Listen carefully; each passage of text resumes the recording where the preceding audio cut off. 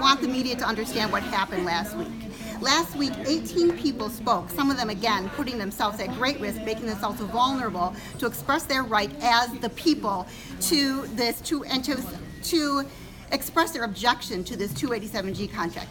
We put in hours and hours and hours of our own scarce resource in terms of time and also money, because at our office at TU Legal Clinic, we have put things on hold many times to address the dangers of the 287G contract. That's number one. So we all came in good faith. We respected the 2-minute limit that the commissioners put on us last week. We spoke respectfully. We spoke with deference to their time. We came in utter good faith. Little did we know the extension had already been signed. So that just makes a mockery of any process that they're talking about.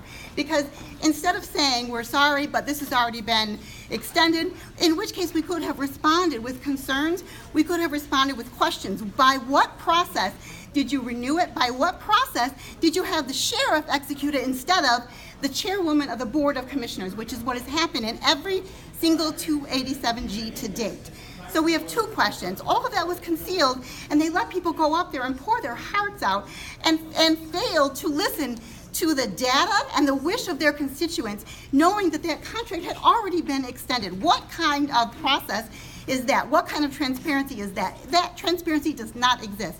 And I would also say that consistently the sheriff is giving wrong information, and now the commissioners are giving wrong information. For example, the concept that if we didn't have the 287G, the sheriff would have no option in terms of people with serious crimes is absolutely false. Under Oklahoma state law, they're required to contact ICE with somebody who they fear is a danger to the community. And even without the law, it is common practice for local law officials to contact ICE when they feel like they have someone whose citizenship cannot be verified and who pose a danger to the community.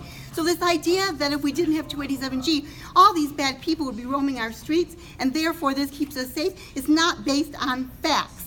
The facts are that people in this community are terrified to contact law enforcement because they understand that for any reason at all under the Trump administration, without documents, they can be deported. It doesn't matter how long they've been in the country. It doesn't matter the family ties or the community ties that they have in the United States. They can just be deported. And once you put somebody into David L. Moss, who's on an ICE hold, it is no longer up to the sheriff or to the Tulsa County Commissioners what happens to that person. It is up to ICE. And it is not even up to local ICE. Those policies of who's going to be deported and who is not are set at the very top by whatever administration is in power. Today, that's the Trump administration. So this idea that it doesn't impact everyday people is also not based in fact.